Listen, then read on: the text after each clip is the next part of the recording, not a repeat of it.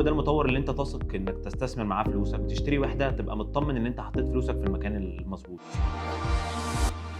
ناس كتير فاكرة إن دور المطور بينتهي بعد ما الوحدة بتتباع أو إن هو يمضي عقده، الحقيقة الموضوع أكبر من كده بكتير.